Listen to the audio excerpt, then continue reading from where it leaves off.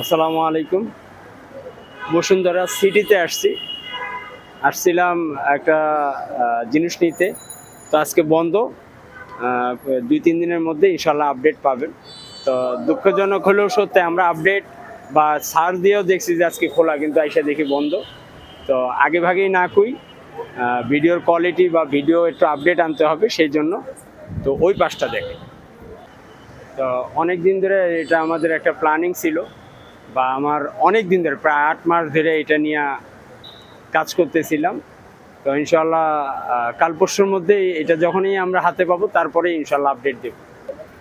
তো এটাই হচ্ছে আমাদের ঢাকা সিটির মধ্যে বসুন্ধরা সিটি, যেটা কিনা অনেক পুরান, এবং এখানে মোবাইল বা অন্য জিনিস সংক্রান্ত অনেক জিনিস এখানে ডাইরেক্ট ইম্পোর্ট করে নিয়ে আসে, এখান থেকে পাওয়া যায়।